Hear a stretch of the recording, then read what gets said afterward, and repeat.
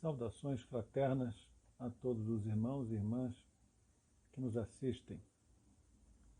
Espero que tenhamos, na próxima meia hora, 40 minutos, uma oportunidade para refletirmos em conjunto sobre alguns pontos da doutrina espírita.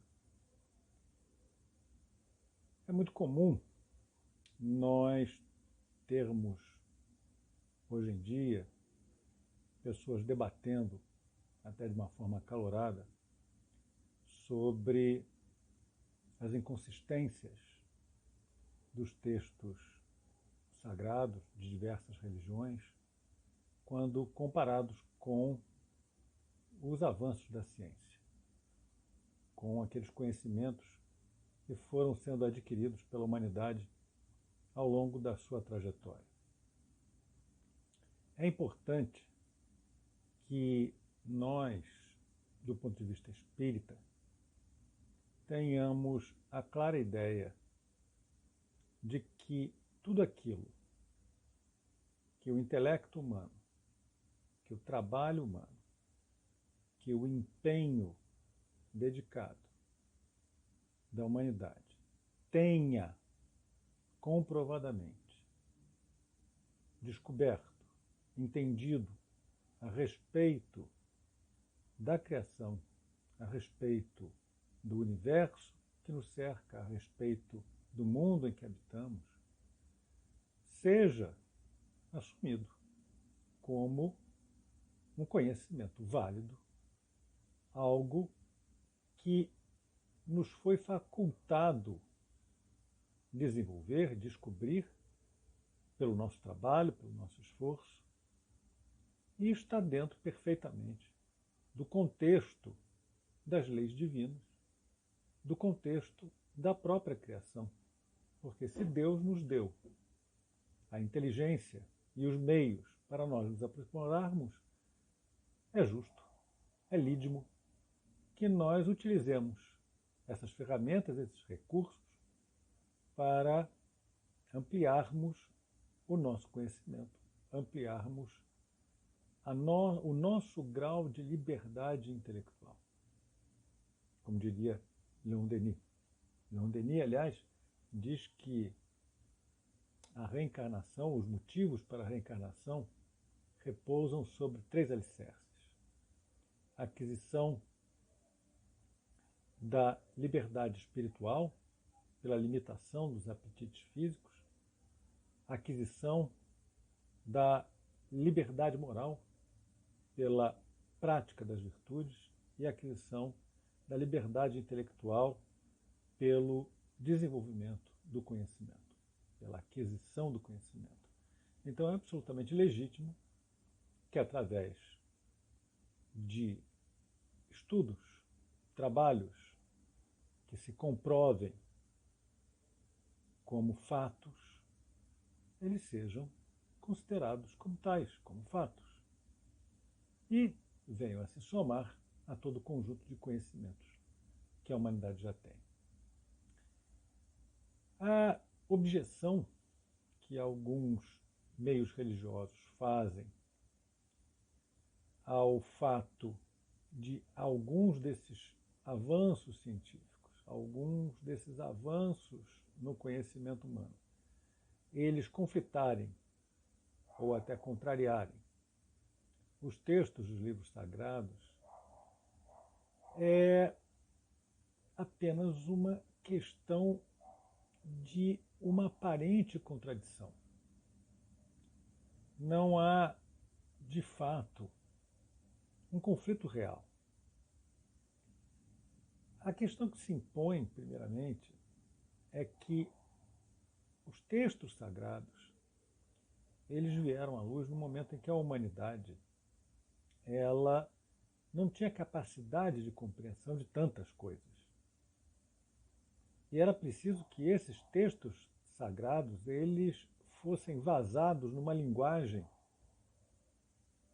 capaz de sensibilizar aquelas mentes muito rudes, aquelas pessoas ainda embrutecidas, presas à matéria, presas a conceitos ligados à sua vida cotidiana, que era muito limitada em termos de visão de universo, visão de tudo que nos cerca. Então, todos os textos sagrados, eles tinham, pela época em que vieram à luz, de utilizar apenas imagens que pudessem ser compreendidas, captadas por aquelas pessoas. Porque senão não teriam chegado até nós. Porque senão não teriam tido qualquer proveito para aquela humanidade. Mas, sobretudo, precisamos entender que esses textos sagrados, eles formam a base, o alicerce de todo conhecimento que veio a se construir depois. Nós não chegaríamos ao ponto em que chegamos se não tivéssemos tido aquele ponto de partida.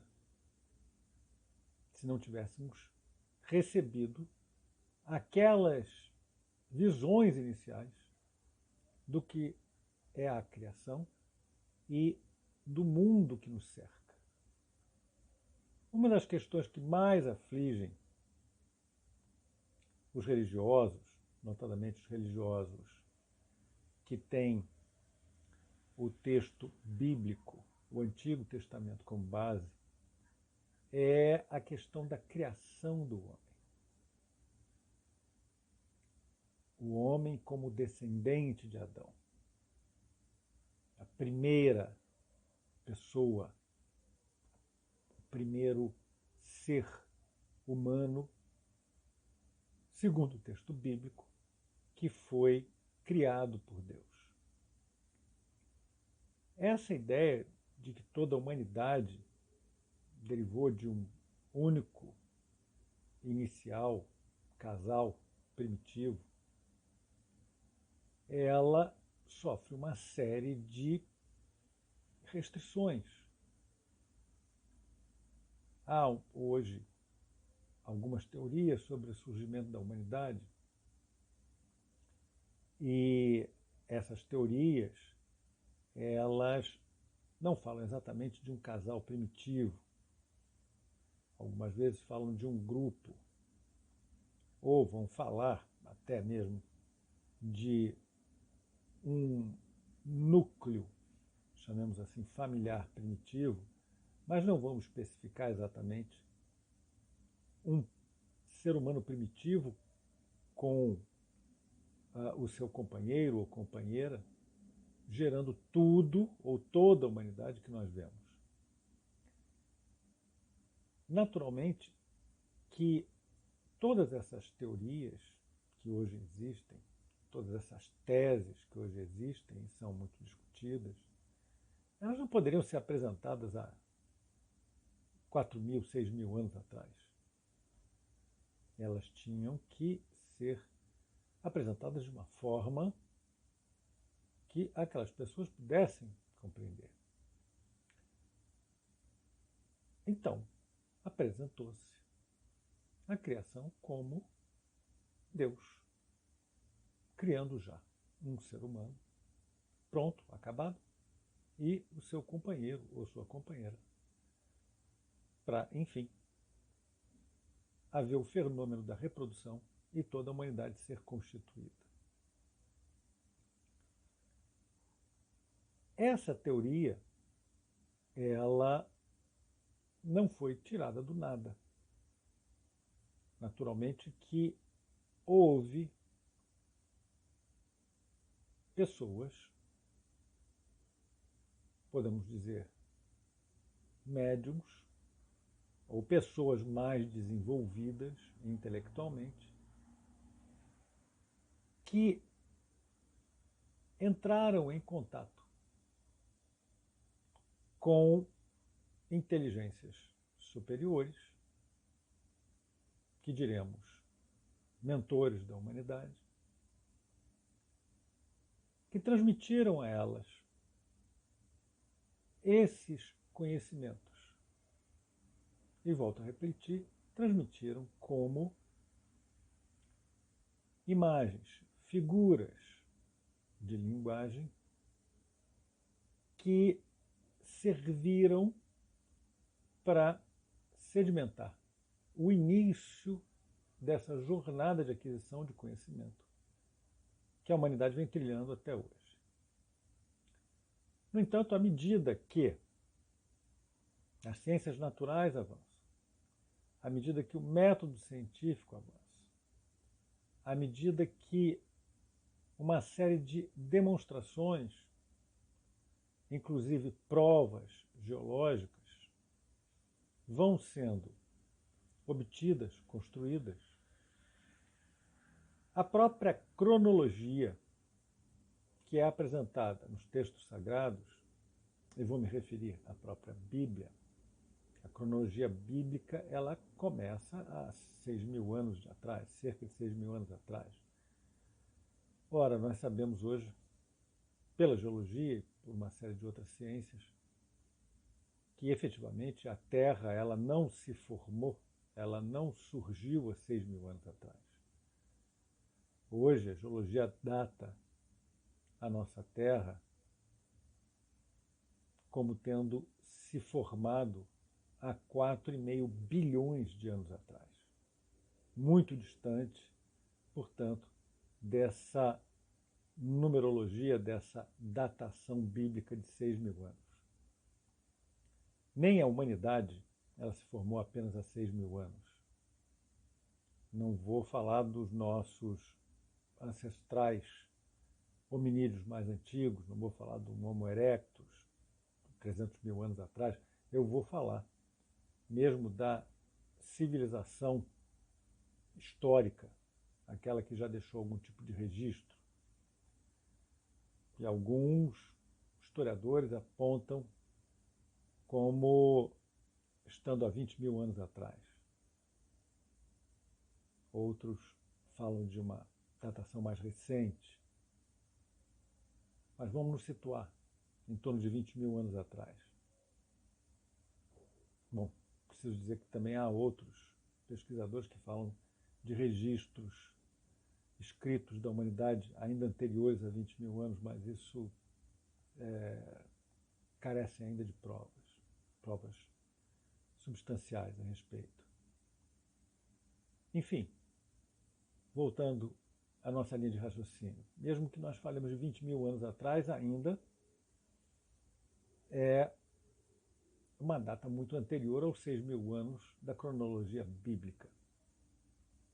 Então, efetivamente, nós temos uma criação que ela é anterior aos 6.000 anos.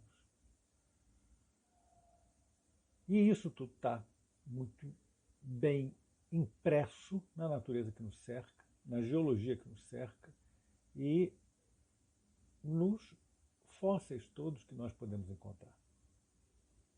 É claro que existem pensamentos divergentes. Há alguns dos nossos irmãos que acreditam que essas evidências na forma de fósseis são desvios, ou são armadilhas, melhor dizendo, que o diabo, ou enfim, algum tipo de potência maligna, semeou na Terra para desviar a humanidade do seu verdadeiro caminho. É uma forma de pensar, devemos respeitar.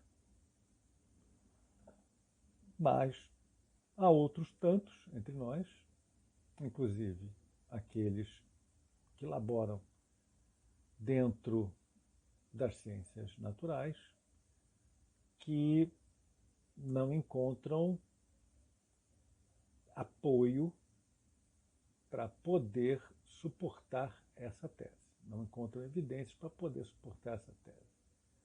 O que nós temos são realmente provas materiais de que houve seres muito anteriores à humanidade habitando a nossa própria Terra, e durante um longo período. Se nós falarmos dos mais evidentes, dos dinossauros, que atraem tanto a atenção da humanidade, os dinossauros eles viveram sobre a face da Terra por pelo menos uns 60 milhões de anos. 60 milhões de anos. A humanidade, hominídeos como nós, né, ou pelo menos mais próximos de nós, estão sobre a face da Terra há uns 300 mil anos. Então, esses dinossauros que foram extintos há 65 milhões de anos atrás, no final do Cretáceo, eles viveram sobre a face da Terra há algo em torno de 60 milhões de anos, ou um pouco mais. Nós estamos por aqui há algo em torno de 300 mil anos. Então existe toda uma história anterior à nossa chegada como espécie humana. Existe toda uma evidência na forma de fósseis e existem evidências geológicas sobre a própria formação da Terra. Então, nós temos com clareza que não só a cronologia bíblica, como vários estudiosos estabeleceram, da Terra sendo criada há 6 mil anos atrás, surgindo há 6 mil anos atrás, bem como a ideia de que ela foi criada em 6 dias, essas são teorias, são teses, são imagens que nós respeitamos como a origem do nosso conhecimento, como a base do nosso conhecimento, algo que foi importantíssimo para nós chegarmos até o estágio em que nós nos encontramos atualmente, algo que faz parte do nosso cabedal cultural como espécie, mas que não encontram comprovação no próprio mundo, na própria criação, que hoje nós já podemos observar de uma outra maneira. De uma maneira mais racional, de uma maneira que corresponde, que obedece a um método de experimentação, de observação, de comprovação. E o Espiritismo acompanha isso. O Espiritismo acompanha isso, porém, sem perder a ideia, sem perder a noção de que devemos muito aos textos sagrados e de que os textos sagrados não são um erro. Os textos sagrados, eles são um momento da evolução da humanidade. Foram trazidos por nobres espíritos aqueles conhecimentos para que a humanidade ela pautasse o início da sua jornada. E vamos um pouco além. Podemos dizer que a partir de um determinado momento existe também, por parte das criaturas, dos seres humanos, uma série de equívocos ao interpretarem esses textos sagrados. Naturalmente que há uma série de fatos em todo aquele simbolismo dos textos sagrados que vão concordar com o que se observa, que a ciência observa. Na cronologia bíblica, a espécie humana, o homem, Adão, Eva, surgem no final de tudo. Depois de toda a criação já formada, surge a espécie humana.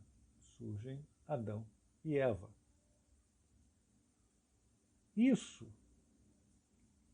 figuradamente, representa com absoluta precisão o que nós observamos. A espécie humana, o Homo sapiens sapiens, é recentíssimo na criação.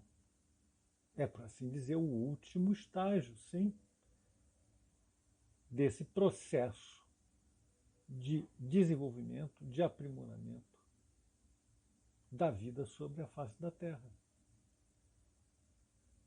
Então, figuradamente, o texto sagrado, ele está correto. O problema é interpretá-lo ao pé da letra. O problema é dissociar o que está ali escrito do momento em que ele foi trazido à luz para guiar a humanidade,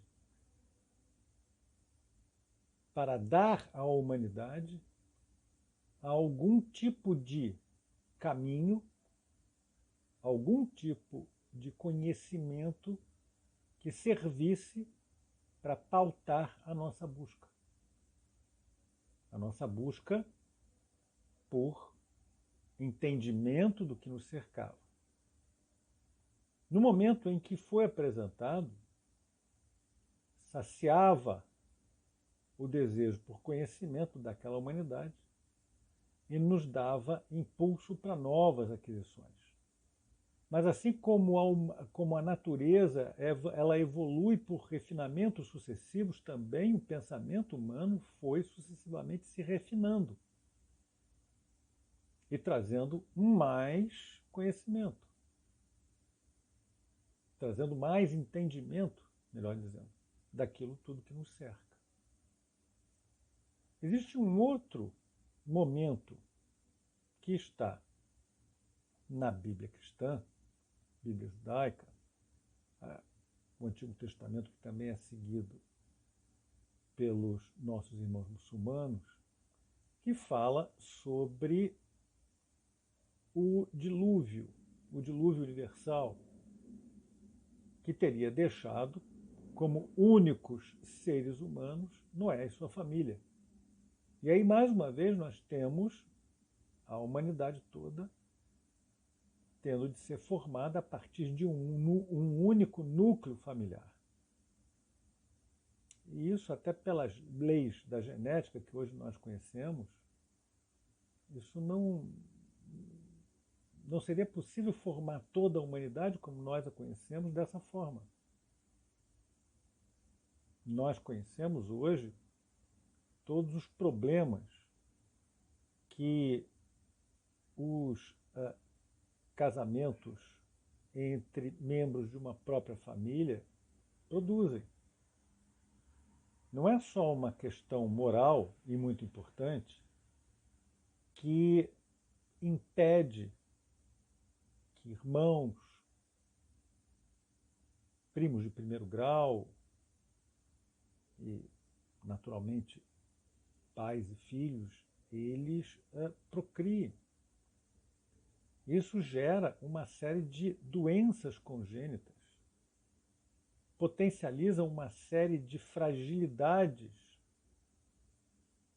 que fatalmente levariam a humanidade a um contexto de graves doenças e provavelmente uma extinção precoce. Então nós sabemos que esses casamentos entre pessoas com a mesma bagagem genética não pode produzir essa diversidade que se encontra hoje na humanidade, não pode produzir o grau de sanidade que nós temos do ponto de vista das doenças congênitas.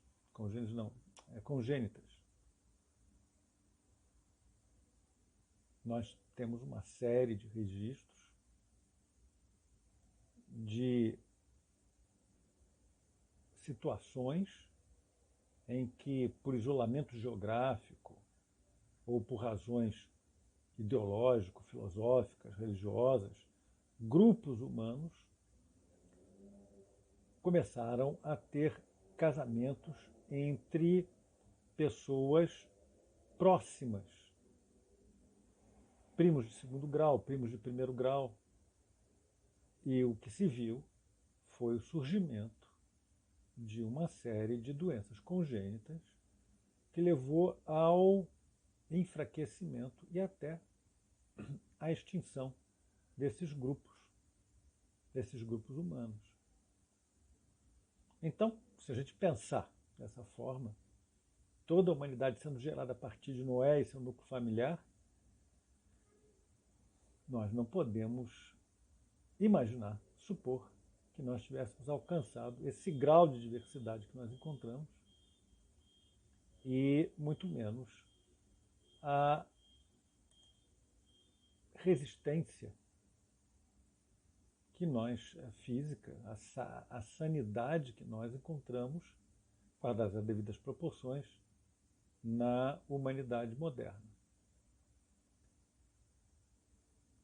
A questão de ter havido um dilúvio, a geologia nos mostra que sim, nós tivemos uma série de momentos onde grandes quantidades de água elas recobriram a face da Terra, modificaram a feição de regiões inteiras. Mas é uma questão a ser discutida sobre a extensão desses dilúvios e qual a origem real deles. Então há uma série de teorias. Os irmãos podem procurar no Livro dos Espíritos, lá no capítulo 3, questões a partir do item 50, em que Kardec ele vai falar sobre uma série de teses, teorias a respeito desses dilúvios, desses momentos em que maciças quantidades de água moveram a terra, a vegetação de um lado para o outro e mudaram a face da terra. E, naturalmente, extinguiram populações inteiras de animais, populações inteiras de seres humanos. Mas a ideia de um dilúvio universal, e principalmente de um dilúvio universal apoiado na concepção de que durante 40 dias, 40 noites choveu e isso fez com que o mundo ficasse debaixo d'água, contraria a própria matemática, vamos dizer assim. Não é possível que uma chuva torrencial que fosse, por 40 dias, 40 noites, colocasse todo o mundo debaixo d'água. E aí, mais uma vez, temos a questão de a Terra depois ser repovoada a partir de um núcleo familiar. E veja que, pela cronologia bíblica, Noé está a coisa de 2.400 anos atrás, em relação à nossa época atual. E aí nós vamos ter, num espaço talvez de 600 anos, 500, 600 anos, já uma humanidade extremamente diversa, porque nós já temos registros de vários países, nações completas nos quatro cantos do mundo há 2.000 anos atrás. Então, em 600, 500 anos, a humanidade foi toda repovoada, reconstituída a partir de um núcleo familiar. É pouco provável, é muito pouco provável. Porém, mais uma vez, o que se deve dizer é que o texto religioso, o texto sagrado, ele vem, figuradamente, nos trazer o conhecimento de que uma série de transformações geológicas foram moldando o nosso mundo. Que houve dilúvios. Se esses dilúvios vieram em função do final de um período de glaciação, se vieram através de cataclismos, terremotos, que ocasionaram que mares interiores viessem a se ligar com outras massas de água, inundando as áreas no entorno, se enfim, nós tivemos áreas costeiras que foram inundadas por conta de cataclismos naturais, como tsunamis, etc. Enfim, isso tudo fica figurado na ideia de um dilúvio.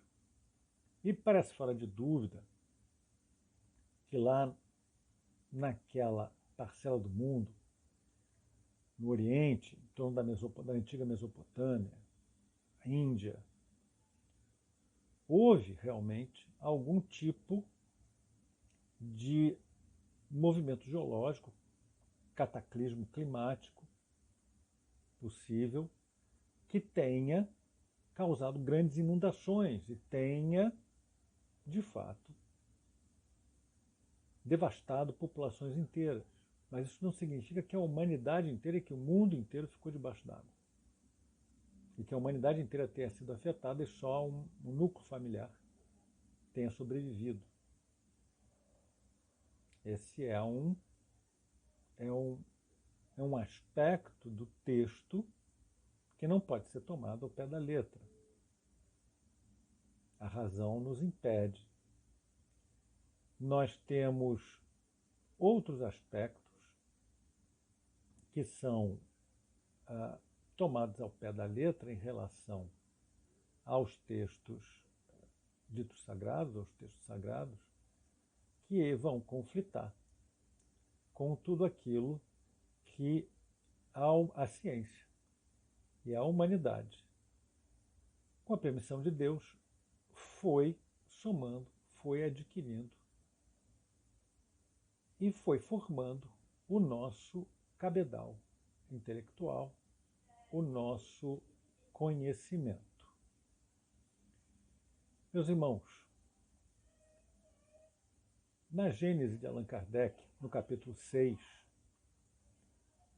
nós temos um ditado espiritual feito por um espírito que se assina como Galileu Galilei. Ele nos fala da formação dos mundos.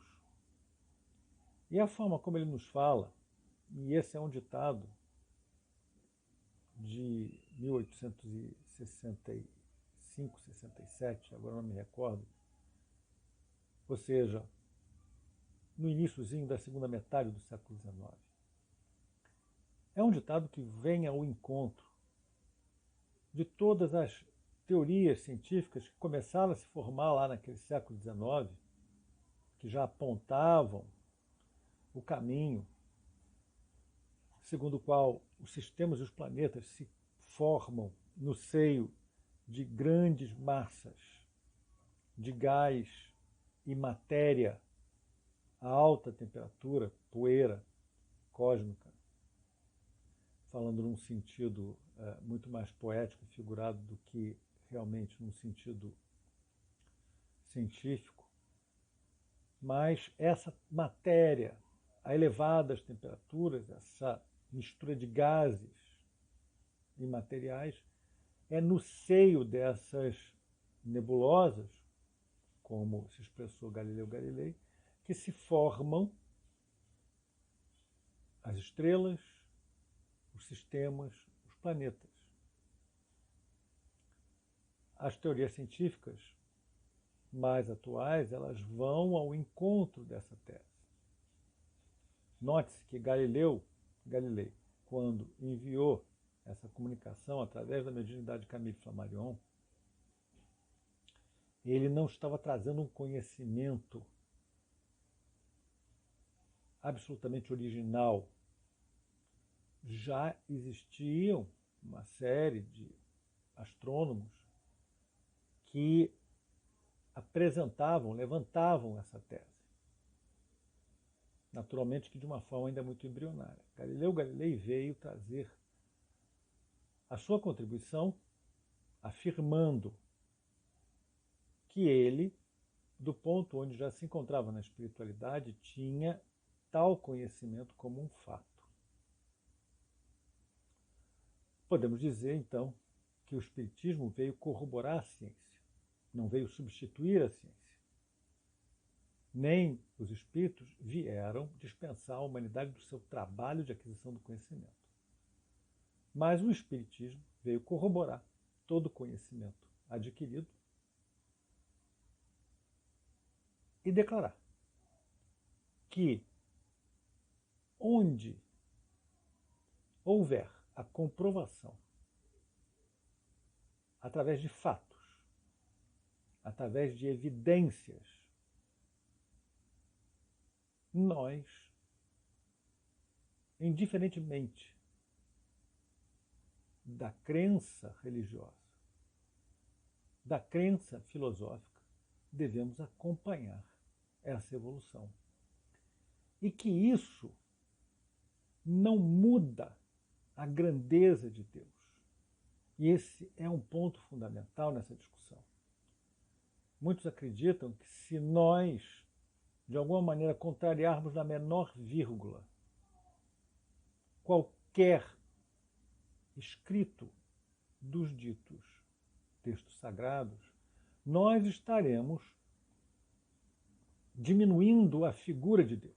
Nós estaremos nos opondo à própria existência de Deus. E isso não é um fato. Pelo contrário, cada vez que nós avançamos no conhecimento da criação, avançamos no conhecimento de tudo aquilo que nos cerca, nós avançamos na admiração por essa inteligência soberana que tudo criou, que criou leis perfeitas, e essas leis perfeitas, elas eternamente marcham guiando os destinos do universo. Leis tão perfeitas que estão imutáveis por bilhões de anos. Leis tão perfeitas que só uma inteligência suprema, absoluta, poderia ter concebido, poderia ter criado. Não estamos apresentando qualquer tipo de proposta que apoie concepções casuísticas, concepções de que viemos do nada e para o nada retornaremos. Tudo aquilo que o Espiritismo ele apresenta e concorda com a evolução do conhecimento, tudo isso vem ao encontro da afirmação de que nada surgiu por acaso, que nós não somos obras do acaso e não retornaremos para o vazio, para o nada. Reafirmamos a grandeza de Deus, reafirmamos o controle da divindade sobre a sua criação, reafirmamos que existe um governo no universo e esse governo vem de uma fonte soberanamente inteligente, justa, uma fonte de toda a vida, a razão de tudo o que existe. Porém, esta divindade tão absoluta, ela não precisou de nenhum tipo de ato, chamemos mágico, extraordinário, para tudo criar. Tudo aquilo foi criado pelo influxo da sua vontade, de acordo com regras que ela própria estabeleceu e que se mantém ao longo de toda a existência, de toda a eternidade, melhor dizendo. Então, irmãos, o fato de nós darmos crédito aos avanços científicos, darmos crédito à aquisição do conhecimento de uma forma metódica, sistemática, não significa que nós, primeiro, estejamos atribuindo valor nenhum aos textos sagrados, aos textos históricos, da humanidade. Pelo contrário, reafirmamos o valor que eles têm e como eles foram fundamentais para alicerçar toda essa caminhada. Porém, dizemos que eles foram vazados numa linguagem figurada, apropriada à infância da humanidade, esse momento em que eles vieram à luz. Ao assumirmos que a humanidade ela tem, até por obrigação moral, que trabalhar para adquirir o conhecimento e que esse conhecimento ele vai se somando e estabelecendo novos horizontes a respeito do nosso entendimento sobre a criação, não estamos de maneira nenhuma retirando o Criador da sua posição de arquiteto de todo o universo. Estamos, pelo contrário, reforçando o conceito, o conhecimento sobre a sua grandeza, sobre como ele manifesta uma inteligência tão superior a tudo que nós conhecemos, que foi capaz de criar leis universais que são imutáveis e são perfeitas. E toda a evolução universal segue os trilhos dessas leis, segue o caminho que ele, o Criador eterno, estabeleceu para tudo no início de tudo. Meus irmãos, eu vou deixando vocês por aqui, esperando que essa nossa conversa ela tenha servido como um aperitivo, tenha servido como uma introdução para que os irmãos se interessem por adquirir maiores conhecimentos a respeito da criação e se interessem pela leitura da codificação espírita. Muito mais sobre isso irão encontrar no Livro dos Espíritos, notadamente no capítulo 3, irão encontrar no capítulo 6 da Gênese de Allan Kardec, e naturalmente em outras obras espíritas, notadamente obras de Emmanuel, como A Caminho da Luz, e muitas outras que os irmãos certamente, após uma rápida pesquisa, poderão identificar dentro da vasta bibliografia espírita. Que os irmãos e as irmãs fiquem com Deus e que todos continuem cultivando o conhecimento como uma forma de elevação e de libertação. Graças a Deus, graças a Jesus, a todos os nossos amigos espirituais por esses momentos.